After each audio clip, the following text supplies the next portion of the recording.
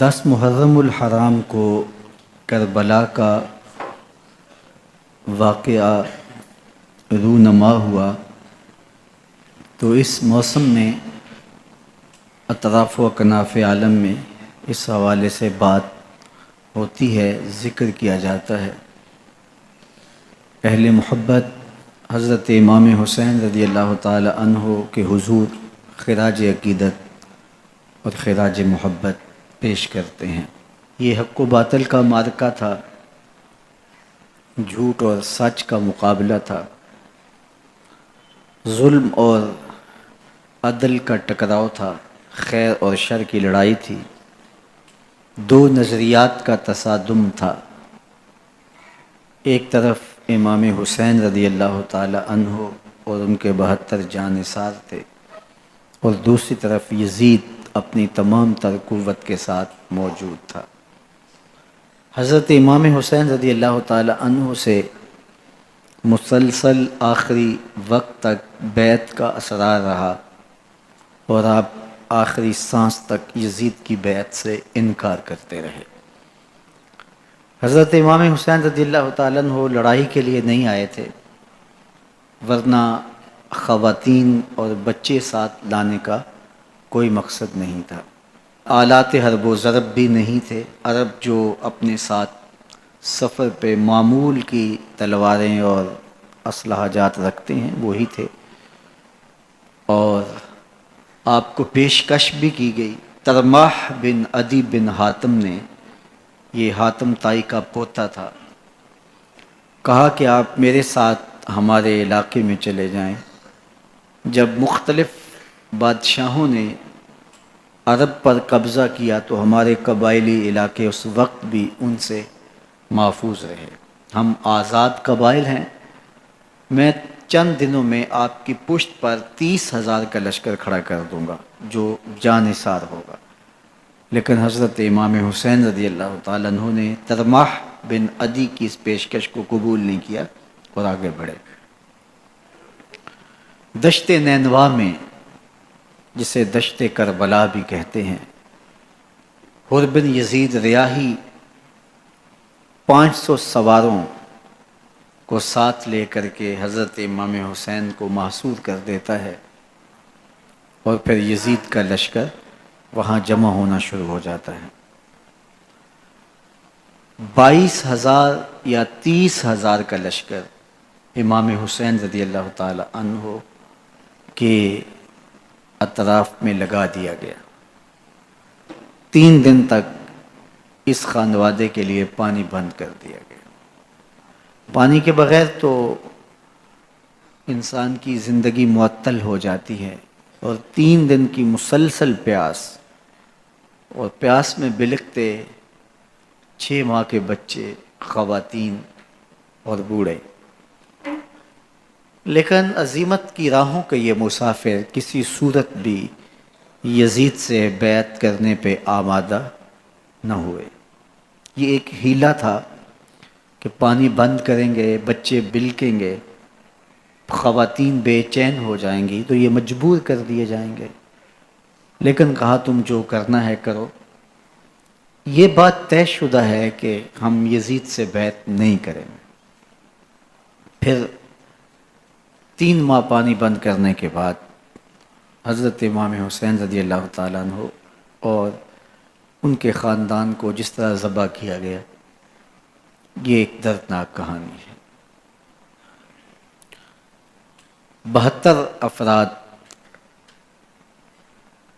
کربلا میں شہید کر دیے گئے۔ اہل حق کا یہ قافلہ بھوک اور پیاس سے نڈھال تھا، لیکن عزیمت کی راہوں کا یہ مسافر سرنگوں نہیں ہوا اور یزید کے ہاتھ پہ بیعت نہیں کی۔ امام حسین رضی اللہ تعالی عنہ آپ کے بیٹے، بھائی، بھتیجے، بھانجے، اعیان و انصار، محبین شہید کر دیے گئے۔ 70 لوگ آپ سے پہلے شہید کیے گئے، پھر امام حسین رضی اللہ تعالی عنہ شہید کر دیے گئے۔ سوید نامی ایک زخمی وہ چھری لے کر کے حملہ آور ہوئے اور وہ بھی شہید کر دیے گئے. یہ کربلا کے آخری شہید تھے جو حضرت امام حسین کے بعد شہید ہوئے. لیکن ان کی خون آشام تلواروں کی ابھی پیاس نہیں بجھی اور ان کی آتش غیظ و غضب ابھی ٹھنڈی نہیں ہوئی. شمز الجوشن حضرت علی اوسط جنہیں امام زین العابدین کے نام سے دنیا جانتی ہے، 14 سال کی عمر میں تھے، بیمار تھے، خیمے میں گھس کے ان کو بھی شہید کرنے لگا. تو حمید بن مسلم نے کہا کہ کیا بچوں کو بھی شہید کیا جائے گا؟ تو وہ رک گیا. عمر بن سعد کے حکم نامے سے مقدس لاشوں پر گھوڑے دوڑائے گئے حتیٰ کہ ان کی ہڈیاں چور چور ہو گئیں اور شہیدوں کے سر نیزوں پہ چڑھا دیے گئے. حسین ابن علی اور ان کے آیان و انصار کاٹ دیے گئے. فتح کے نقارے بجے، جشن منائے گئے اور یہ قافلہ کربلا سے کوفے کی جانب روانہ ہوا. شہیدوں کے سر نیزوں پہ آگے آگے چل رہے ہیں اور اونٹوں کے اوپر حضور کی بیٹیاں، حضور کی شہزادیاں اور حضرت امام زین العابدین کو باندھا گیا ہے. اور یہ تقدس مآب قافلہ کوفے پہنچتا ہے. ابن زیاد بہت خوش تھا کہ جیسے اس نے کوئی بہت بڑا کام کر لیا ہو. نواسہ رسول کا سر ایک تشت میں رکھا اس کے سامنے تھا اور وہ چھڑی سے آپ کے ہونٹوں اور آپ کے دانتوں پر ضرب لگاتا. حضرت زید بن ارقم رضی اللہ تعالی عنہ صحابی رسول اس مجلس میں موجود تھے. وہ کھڑے ہو گئے. غصے سے ان کا بدن کانپ رہا تھا اور آپ نے کہا، ظالم، چھڑی کو یہاں سے ہٹا لے. میں نے خود ان آنکھوں سے رسول اللہ کو یہ ہونٹ چومتے ہوئے دیکھا ہے. ابن زیاد غصے میں بپھرا ہوا بولا، اگر تو بوڑھا نہ ہوتا تو میں تیری گردن اڑا دیتا. حضرت زید بن ارقم روتے ہوئے دربار سے باہر نکلے اور ساتھ اہل کوفہ کو مخاطب کر کے کہا کہ اہل کوفہ، تم نے حسین ابن علی کو شہید کر دیا اور ابن مرجانہ کے غلام بن گئے. حضرت زینب سلام اللہ علیہا ایک کونے میں بیٹھی تھی، پرانے کپڑوں میں ملبوس. ایک وہ وقت بھی تھا کہ سیدہ زینب سلام اللہ علیہا جب کوفے میں آئیں سیدنا علی المرتضیٰ کے زمانے میں، ان کے دور خلافت میں دارالخلافہ کوفہ متعین ہوا. تو یہ مدینے سے کوفے آئیں تو اس وقت کوفے کی معزز خواتین نے ان کا استقبال کیا. خلیفۃ المسلمین کی شہزادی، رسول اللہ کی بیٹی سیدہ فاطمہ الزہرا کا عکس حضرت زینب سلام اللہ علیہا کوفے میں داخل ہوئیں. تکریم، عزت اور وقار کے ساتھ آپ کا استقبال کیا گیا اور آپ خواتین کو درس قرآن دیتی، حضور کی شریعت سکھاتی اور آج وہی کوفہ ہے، وہی دیوار و در ہے، اور وہی زینب ہے، اور آج زینب کے ساتھ حسین ابن علی کا کٹا ہوا سر ہے۔ پرانے کپڑوں میں ملبوس حضرت زینب سلام اللہ علیہ آج اسی کوفے میں داخل ہوئی ہیں۔ دارالامارت کے ایک کونے میں تشریف فرما ہے کہ ابن زیاد پوچھتا ہے یہ خاتون کون ہے؟ حضرت زینب خاموش رہیں۔ اس نے دوسری مرتبہ پوچھا، آپ پھر خاموش رہیں۔ تیسری مرتبہ پوچھا، آپ پھر خاموش رہیں۔ پھر ایک لونڈی نے بتایا یہ زینب بنت علی ہیں۔ تو اس کے سامنے حضرت امام حسین کا کٹا ہوا سر پڑا تھا، اور وہ حضرت زینب سے مخاطب ہو کے کہنے لگا کہ اللہ نے تمہیں شکست دی اور یزید بن معاویہ کو فتح عطا کی۔ تو حضرت زینب سلام اللہ علیہ پھر دربار ابن زیاد میں ایک خوبصورت خطبہ عطا کیا۔ زینب بول رہی تھی، لگ رہا تھا مولا کائنات بول رہے ہیں۔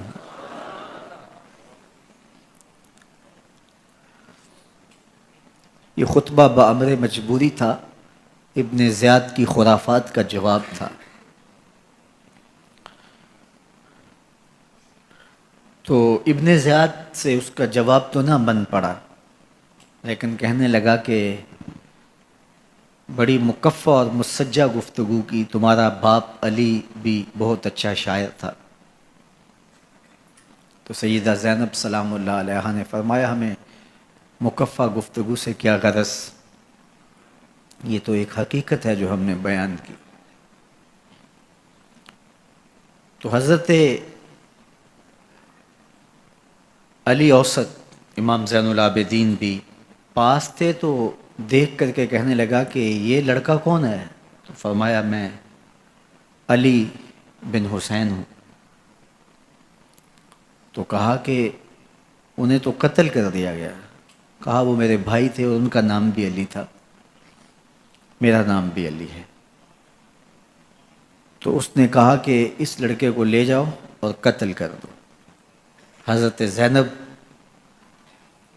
علی اوسط امام زین العابدین کے ساتھ چمٹ گئیں اور کہا کہ اگر تم اسے قتل کرو گے تو اس کے ساتھ مجھے بھی قتل کرنا ہوگا۔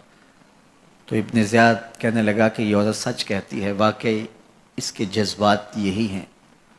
اور الصلاۃ جامعہ کی پکار کے ساتھ مسجد کوفہ میں آ گیا۔ کوفے کے لوگ سارے ابن زیاد کے سامنے تھے۔ امام حسین کا کٹا ہوا سر ابن زیاد کے سامنے تھا، اور اس نے کہا کہ اللہ نے یزید بن معاویہ کو فتح دی اور کذاب ابن کذاب معاذ اللہ حسین ابن علی کو شکست دی۔ جب اس نے یہ بات کہی تو عبداللہ بن عفیف الازدی رضی اللہ تعالی عنہ موجود تھے، وہ کھڑے ہو گئے۔ غصے سے ان کا بدن کانپ رہا تھا، اور آپ نے پوری ہمت کے ساتھ ابن زیاد کو جواب دیتے ہوئے کہا، ظالم، حسین سچا، حسین کا باپ بھی سچا، تو جھوٹا، تیرا باپ بھی جھوٹا، جس نے تجھے امیر بنایا وہ بھی جھوٹا۔ تو ابن زیاد نے جب اپنے بارے عبداللہ بن عفیف سے یہ بات سنی تو اس نے حکم دیا کہ ان کا سر کاٹ دیا جائے، اور پھر حضرت عبداللہ ابن عفیف رضی اللہ تعالی عنہ کو شہید کیا گیا اور ان کی لاش کو سولی چڑھا دیا گیا۔ حق کی راہ کے یہ مسافر اپنی جان کس طرح راہ خدا میں سپرد کر رہے تھے۔ اہل کوفہ سہمے ہوئے، ڈرے ہوئے ابن زیاد کے دربار میں بیٹھے تھے، اور امام حسین رضی اللہ تعالی عنہ کے قتل کا، ان کی شہادت کا انہیں دکھ تو تھا، لیکن ان کے اندر ہمت، طاقت اور توانائی نہیں تھی۔ ان کی تلواریں یزید کے ساتھ رہیں اور دل امام حسین رضی اللہ تعالی عنہ کے ساتھ رکھنے کی بات کرتے تھے۔ پھر یہ قافلہ کوفہ سے چلتے چلتے دمشق کی جانب عازم سفر ہوا. ایک اونٹ پہ تین تین لوگوں کو سوار کیا گیا تھا. امام زین العابدین کو سوار بھی کیا گیا اور بدن پر زنجیریں بھی باندھی گئیں، جکڑ کر کے سواری پہ بٹھایا گیا. اللہ اکبر. جہاں جہاں سے یہ لوگ گزرتے لوگوں کو ان کی حالت پہ رحم آتا. بہت سارے لوگ نہیں جانتے تھے یہ کون ہیں. عمومی طور پہ راستوں میں یہی بتایا گیا کہ کچھ باغی لوگ ہیں جنہوں نے حکومت سے بغاوت کی، تو ان کے کیفر کردار تک پہنچا دیا گیا. راستے میں ایک گرجا گھر آیا اور وہاں یہ لوگ رات رکتے ہیں. گرجا گھر کی دیوار پہ لکھا ہوا تھا اترجو امت قتلت حسینا شفاعت جدہ یوم الحساب. کیا وہ امت جنہوں نے حسین ابن علی کو شہید کیا قیامت کے دن انہی کے نانے سے شفاعت مانگیں گے؟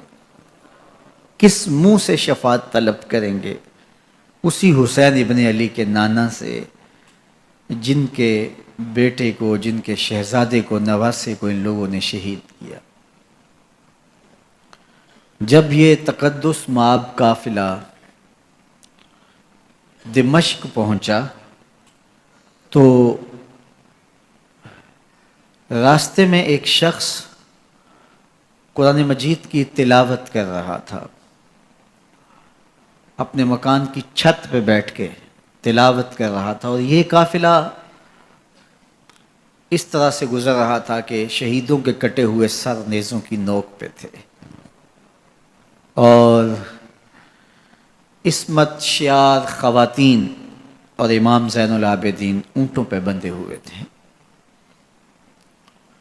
تو پڑھنے والا تلاوت کر رہا تھا کہ کہف اور رقیم یہ ہماری نشانیوں میں سے بڑی عجیب نشانیاں ہیں. تو جب وہ پڑھ رہا تھا تو سر حسین سے آواز آئی یا تالی القرآن، اے قرآن پڑھنے والا. اصحاب کہف سے زیادہ عجیب قتلی و حملی، میرا قتل کرنا اور نیزے کی نوک پہ چڑھایا جانا ہے. یہ قافلہ یزید کے دربار میں پہنچتا ہے. یزید بہت خوش ہوا اور اس نے حضرت امام زین العابدین رضی اللہ تعالیٰ عنہ سے کہا کہ تمہارے باپ نے میری حکومت کے خلاف بغاوت کی اور وہ اپنے انجام کو پہنچے. تو آپ نے جواب میں قرآن مجید کی آیات کی تلاوت کی اور اہل بیت کے مناقب اور فضائل بیان کیے. سیدہ زینب سلام اللہ علیہا کا ایک خطبہ اہل بیت کی عظمت، مناقب اور فضائل میں یزید کے دربار میں اپنی انوکھی اور البیلی شان رکھتا ہے. یزید پہلے تو خوش ہوا، لیکن جب اس نے لوگوں کے چہرے دیکھے تو وہ پریشان ہو گیا. حتیٰ کہ یزید کے دربار میں ایک عیسائی سفیر آیا ہوا تھا، تو اس نے جب کٹے ہوئے سر دیکھے اور خستہ حال سادات کی شہزادیوں کو دیکھا تو اس نے کہا یہ کون لوگ ہیں؟ تو اسے بتایا گیا. تو اس نے بڑے تاسف کا اظہار کیا، کہا کتنے بد نصیب لوگ ہو، ہمارے پاس حضرت عیسیٰ علیہ السلام کے گدھے کا کھر موجود ہے اور ہم اسے بھی عزت کی جگہ پہ رکھے ہوئے ہیں، اور تم کتنے بدبخت ہو اپنے رسول کے نواسے کو شہید کر دیا. بے مروت بے وفا تیرا بھی کیا افسانہ ہے، جس نے اپنی ہی شمع کو گل کیا تو وہ پروانہ ہے. تو یزید نے جب لوگوں کے تیور دیکھے اور بدلتے ہوئے حالات دیکھے تو اس نے تعصف کا اظہار کیا اور کہا اللہ برا کرے ابن زیاد کا، وہ امام حسین کو میرے تک پہنچنے دیتا تو میں ان سے اچھا معاملہ کر لیتا. کچھ لوگ اس سے یزید کو بری و ذمہ قرار دینے کی کوشش کرتے ہیں، لیکن یزید کے اپنے حکم سے سب کچھ ہوا۔ ابن اسیر نے لکھا ہے کہ جب یزید مرا تو ابن زیاد دمشق آ رہا تھا، اس کے ساتھ مسافر بن شریح بھی تھا، تو اچانک وہ کچھ سوچنے لگا۔ تو مسافر بن شریح نے کہا کہ ابن زیاد میں تمہیں بتاؤں تم کیا سوچ رہے ہو؟ کہا بتاؤ۔ کہا تم یہ سوچ رہے ہو کہ میں نے نواسہ رسول کو شہید کیوں کیا؟ تو کہنے لگا کہ یہ مجھے یزید کا حکم تھا، اور اگر میں نواسہ رسول کو شہید نہ کرتا تو وہ مجھے قتل کر دیتا۔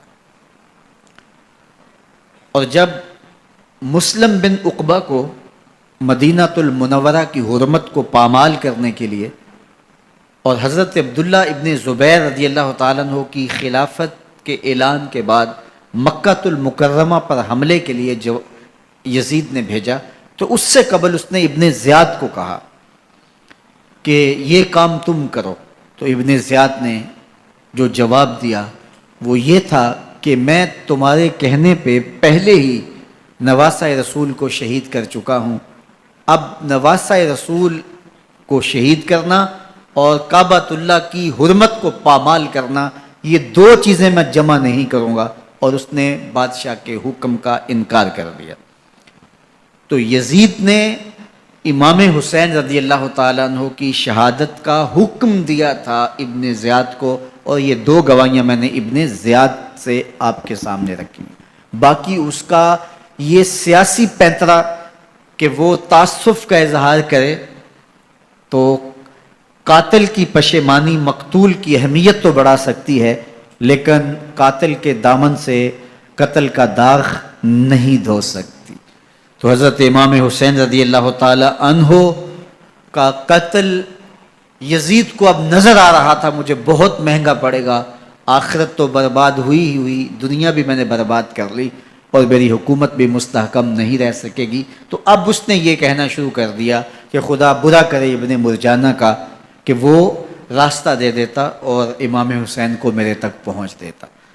حضرت امام زین العابدین سے اب وہ لجاجت کرنے لگا اور کہنے لگا کہ حضرت آپ کچھ ارشاد فرمائیے۔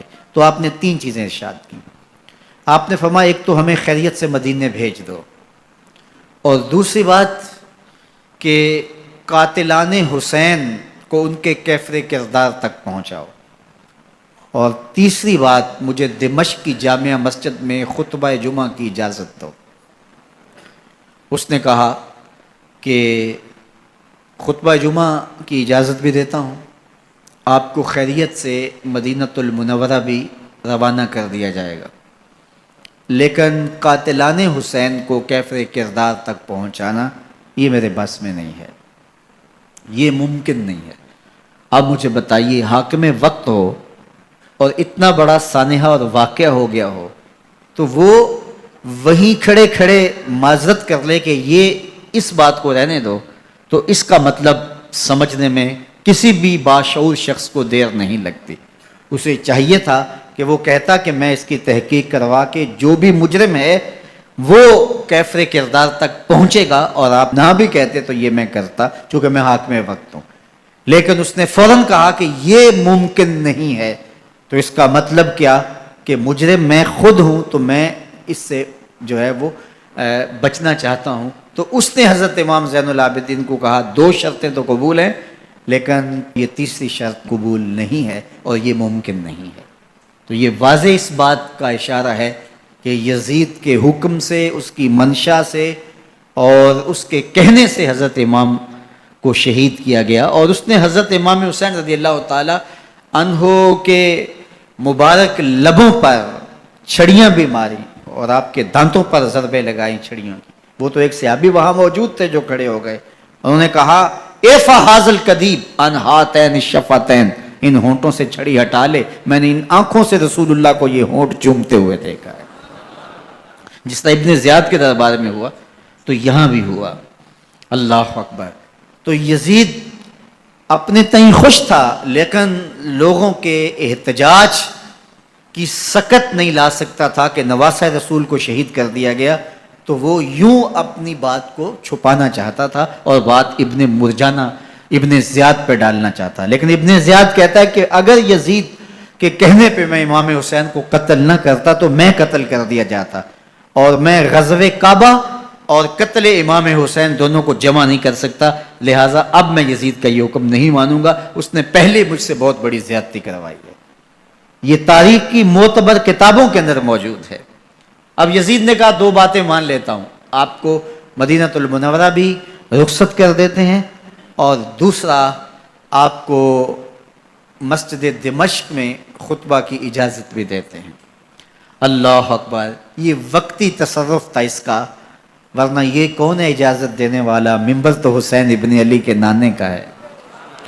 خیر مسجد دمشق میں گئے، لوگوں کا ہجوم تھا، حضرت امام زین العابدین ممبر پہ جلوہ فراز ہوئے، خطابت تو ان کے گھر کی لونڈی ہے، تو جب آپ نے کھڑے ہو کر کے خطبہ دیا اور فضائل و مناقب اہل بیت بیان کیے، لوگوں کے سینوں کے اندر آتش محبت اہل بیت کی جوش مارنے لگی۔ یزید ڈر گیا کہ اگر کچھ دیر خطبہ جاری رہا تو کہیں ایسا نہ ہو کہ لوگ میرے خلاف اٹھ کھڑے ہوں، تو اس نے مؤذن کو اشارہ کیا اور وہ اذان دینے لگا، تو اس نے کہا اللہ اکبر اللہ اکبر، تو حضرت امام زین العابدین نے کہا اس میں کوئی شک نہیں کہ اللہ سب سے بڑا ہے، پھر کہا اشہد اللہ الہ الا اللہ، تو امام زین العابدین نے فرمایا کہ ہم نے اس بات کی اپنے خون سے گواہی دی ہے کہ اللہ کے علاوہ کوئی معبود نہیں ہے۔ پھر اس نے کہا اشہد ان محمد رسول اللہ، تو حضرت امام زین العابدین نے یزید کی آنکھوں میں آنکھیں ڈال کے کہا یزید دیکھ، اذان میں تیرے نانے کا نام ہے یا میرے نانے کا نام ہے؟ تو حسین ابن علی رضی اللہ تعالیٰ عنہ کا نام کبھی بھی مٹنے والا نہ زیاد کا وہ ستم رہا، نہ یزید کی رہی وہ جفا، رہا تو نام حسین جسے زندہ رکھتی ہے کرب۔ یزید نے امام حسین رضی اللہ تعالیٰ عنہ کو راستے سے ہٹا دیا، اس کا خیال تھا کہ یہ باغی ہیں اور میں ان کو کچل دوں۔ حضرت امام حسین شہید کر دیے گئے، ان کا خاندان شہید کر دیا گیا، صرف 14 سال کے امام زین العابدین رضی اللہ تعالی عنہ اس حادثے میں، اس واقعہ میں جو ہے وہ بچے، اور سب سے زیادہ دکھ اپنی آنکھوں سے انہوں نے دیکھے، کربلا کا منظر بھی دیکھا، کوفے کا دارالعمارہ بھی دیکھا، اور دمشق کا دربار یزید بھی دیکھا، اور پھر یہاں سے مدینے پہنچ کر اہل مدینہ سے جو سامنا ہوا امام زین العابدین نے وہ لمحے بھی دیکھے۔ کہتے ہیں اس واقعہ کربلا کے بعد حضرت امام زین العابدین کبھی ہنسے نہیں تھے، جب بھی پانی پینے لگتے تو رو پڑتے، انہیں شاید سکینہ کی پیاس یاد آ جاتی تھی۔ امام زین العابدین کا رنگ زرد ہو جاتا جب کربلا کی یاد آتی، اور بسا اوقات شہر سے وحشت ہونے لگتی اور دور باہر نکل جاتے اور جا کر کے وہاں خیمہ گاڑ لیتے اور مہینہ مہینہ وہاں ذکر و فکر اور عبادت میں لگے رہتے۔ امام زین العابدین کے ہاتھوں میں ہتھ کڑیاں، پاؤں میں زنجیریں، اور اونٹ پہ باندھ کر کے جب حضرت امام زین العابدین کو شہیدوں کی لاشوں کے قریب سے گزارا گیا تو غشی پہ غشی طاری ہو رہی تھی امام زین العابدین پہ، اور وہ گھڑیاں بھی امام زین العابدین پر کتنی دردناک تھیں کہ جب شہزادیاں اونٹوں کے ساتھ باندھی گئی تھی اور امام زین العابدین اپنے بابا کا سر اپنے سامنے چلتا ہوا دیکھتے تھے، اور یہ دردناک لمحے کہ جب رات کی گھڑی آئی تو زینب سلام اللہ علیہ نے دیکھا کہ زین العابدین کے آنسو نہیں تھمتے اور ان کو غشی پہ غشی آتی ہے، تو وہ آگے بڑھ کے ان کو اپنی آغوش میں سمیٹتی ہیں اور کہا زین العابدین کیا ہوا؟ کہا کہ پھپھو جان اگر ہو سکے تو بابا کا سر کچھ دیر کے لیے میری گود میں نہیں آ سکتا ہے۔ وہ وقت بھی امام زین العابدین پہ آتا ہے جب زخم اور درد اور دکھ حد سے تجاوز کرتے ہیں تو زین العابدین مدینہ کی طرف منہ کر لیتے ہیں اور حضور کی بارگاہ میں ہوا کے ہاتھوں پیغام بھیجتے ہیں، ان نلتا یا ریح الصبا یومن الی ارض الحرمی بلغ سلامی روزتن فیہ النبی المحترم یا رحمت للعالمین ادرک لزین العابدی محبوس عید الظالمی فی الموکب والمزدحم۔ امام زین العابدین نے یہ سارا دردناک منظر اپنی آنکھوں سے دیکھا اور یہ سارے دکھ سہے۔ امام زہری کہتے ہیں کہ ولید کے زمانے میں دوبارہ امام زین العابدین کو پکڑ لیا گیا اور ان کے ہاتھوں میں دوبارہ ہتھ کڑیاں اور پاؤں میں بیڑیاں ڈال دی گئیں۔ میں ملنے گیا تو جو ہی امام کے ہاتھوں میں ہتھ کڑیاں دیکھی تو میرا دل ڈولنے لگا اور میری آواز گلے میں دب گئی اور آنسو تھے کہ تھمتے نہیں تھے۔ تو امام زین العابدین نے مجھے دیکھا تو مجھے تسلی دیتے ہوئے کہا زہری کیا ہوا تمہیں؟ تو میں نے کہا حضرت کربلا میں تھوڑے دکھ دیکھے تھے اور اب یہ حالت مجھ سے دیکھی نہیں جا رہی۔ تو امام زین العابدین نے ان زنجیروں کو اور ان ہاتھ کڑیوں کو جن سے آپ جکڑے گئے تھے جھٹکا دیا، لوہے کی زنجیریں ٹوٹ گئیں۔ کہا زہری ہم اللہ کی تقدیر پہ راضی ہے ورنہ یہ زنجیریں کیا ہوتی ہیں۔ امام زین العابدین کو اللہ نے عزتوں سے نوازا تھا، ہر دور کے حاکم وقت ڈرتے تھے اور ان کی عزت سے حسد کرتے تھے۔ ولید بن عبد الملک بنو امیہ کا بڑا تگڑا حکمران گزرا ہے۔ ایک دن طواف کرتے کرتے حجر اسود کے سامنے آیا، اس کے دل میں آیا کہ میں حجر اسود کو بوسہ کروں، لیکن رش اتنا تھا کہ آگے بڑھنے کی ہمت نہ ہوئی اور پیچھے ہٹ کے کھڑا ہو گیا کہ رش کم ہوتا ہے تو میں حجر اسود کو چومتا ہوں۔ اتنے میں امام زین العابدین رضی اللہ تعالی عنہ وہ بھی طواف کرتے کرتے حجر اسود کے قریب آئے، ایک لمحے کے لیے توقف کیا، لوگوں نے راستہ چھوڑ دیا۔ امام زین العابدین آگے بڑھے، حجر اسود کو چوما، پھر آگے بڑھ گئے۔ ولید بن عبد الملک کو بڑا غصہ آیا کہ لوگوں نے میرے لیے تو راہیں نہیں چھوڑی اور زین العابدین کے لیے راہیں چھوڑ دی ہیں۔ تو وہ اپنے درباری شاعر کو، فرزدق کو جو اس کے ساتھ کھڑا تھا، اس کو پوچھتا ہے من ھذا، یہ کون ہے؟ حالانکہ اسے پتا تھا یہ امام زین العابدین ہے۔ بعض اوقات سوال تفہیم کے لیے کیا جاتا ہے، سمجھنے کے لیے کیا جاتا ہے، اور بعض اوقات سوال تحقیر کے لیے کیا جاتا ہے۔ جس طرح کسی شخص کو آپ پسند نہ کرتے ہو اور وہ کوئی کام کرے تو آپ کہتے ہیں یہ کون ہے، یہ کون ہے؟ تو اس نے کہا من ھذا، یہ کون ہے؟ اب فرزدق شاعر تھا اور درباری شاعر تھا، اسے اچھی طرح پتا تھا کہ من ھذا سے بادشاہ کیا سننا چاہتا ہے، لیکن آج اس کی غیرت ایمانی جاگی۔ بادشاہ نے کہا من ھذا، یہ کون ہے؟ تو فرزدق نے بادشاہ کی آنکھوں میں آنکھیں ڈال کے کہا بادشاہ تو نہیں جانتا یہ کون ہے؟ اس کو تو بطحا کے سنگ ریزے بھی جانتے ہیں، اس کو تو زمین والے بھی جانتے ہیں، آسمان کے فرشتے بھی جانتے ہیں۔ یہ فاطمہ کا بیٹا ہے، یہ علی کا شہزادہ ہے، یہ رسول اللہ کا نواسہ ہے۔ تیرا من ھذا کہنا اس معرفہ کو نکرا نہیں کرے گا، یہ کل بھی معرفہ تھا، یہ آج بھی معرفہ ہے۔ کھڑے کھڑے امام زین العابدین کی شان میں ایک طویل قصیدہ لکھ دیا۔ بادشاہ تو اس سے کچھ اور سوچ رہا تھا، الٹ ہو گیا، اس نے ایک فرزدق کو جیل میں ڈال دیا۔ امام زین العابدین کو پتا چلا، آپ نے اشرفیوں کی 2 تھیلیاں خادم کے ہاتھ بیچی کہ ہماری وجہ سے تمہارے اوپر یہ افتاد پڑی ہے۔ تو اس نے تھیلیاں قبول کی، چوما آنکھوں سے لگائیں اور پھر خادم کے ہاتھ میں دیتے ہوئے کہا امام کو میرا سلام دے دینا اور کہنا حضرت ساری زندگی نے ٹگوں کے لیے، ان پیسوں کے لیے، اشرفیوں کے لیے شاعریاں کی ہیں، یہ جو میں نے قصیدہ لکھا ہے آپ کے نانا کی شفاعت کے لیے لکھا ہے۔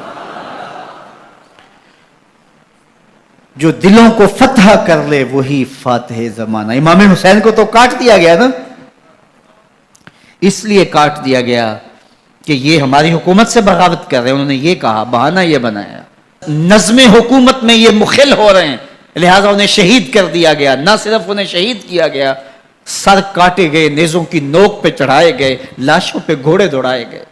کیا کیا ظلم تھا، کیا کیا جبر تھا جو روا نہیں رکھا گیا۔ پیاسا رکھا گیا، بھوکا رکھا گیا، 6 ماہ کے بچے بھی نہیں چھوڑے گئے۔ امام حسین جب حضرت علی اصغر کو اپنے ہاتھوں پہ اٹھا کے فرات کے کنارے جا کھڑے ہوئے تو آپ نے اشقیاء سے مخاطب ہو کے کہا کہ تمہاری لڑائی تو مجھ سے ہے، اس 6 ماہ کے بچے نے تمہارا کچھ نہیں بگاڑا۔ چلو سے پانی بھرا تاکہ اصغر کا حلق تر ہو جائے، تو پانی ابھی حلق تک نہیں پہنچا، 2 شاخہ سن سناتا ہوا تیر آیا اور علی اصغر کا گلا چیر گیا۔ اور کہتے ہیں وہ جو تیر تھا جو حضرت علی اصغر کا گلا چیر کے آگے گزرتا ہے، وہ تیر تھا جو جانوروں کو مارنے کے لیے استعمال کیا جاتا ہے۔ گردن لٹک جاتی ہے، خون بہنے لگتا ہے، امام حسین اس خون کو آسمان کی طرف اچھال کے کہتے ہیں مالک حسین کی یہ قربانی بھی قبول فرما لے۔ نسل مٹا دی گئی، شہید کر دیے گئے، گھوڑے دوڑائے گئے، سادات کرام عصمت شیار پیغمبر زادیوں کو اونٹوں پہ بٹھایا گیا، رسیوں سے جکڑا گیا، چادریں چھیننے کی کوشش کی گئی، کیا کچھ نہیں ہوا۔ تاریخ دردناک ہے، اور یہ پیغمبر کے ماننے والوں نے، کلمہ پڑھنے والوں نے یہ سب کچھ کیا۔ بے مروت بے وفا، تیرا بھی کیا افسانہ ہے، جس نے اپنی ہی شمع کو گل کیا تو وہ پروانہ ہے۔ لیکن یزید کی دلیل یہ تھی کہ یہ حکومت کا نظم چلتا ہے، اسے چلنے دیا جانا چاہیے، انہوں نے کیوں رکاوٹ ڈالی ہے، لہٰذا یہ باغی ہیں، ان کو کاٹ دیا جائے۔ میں کہتا ہوں امام حسین کو شہید کر دیا گیا، ان کے اعیان و انصار کو شہید کر دیا گیا، پورے خاندان کو پیاسا رکھ کے ذبح کر دیا گیا، 6 ماہ کے بچے بھی نہیں چھوڑے گئے، 80 سال کے بوڑھوں کو بھی شہید کیا گیا، خواتین کو اونٹوں پہ بٹھایا گیا، اور گلی گلی عصمت معاب پیغمبر رحمت کی شہزادیوں کو کوفے اور دمشق کے بازاروں کے اندر بھرایا گیا۔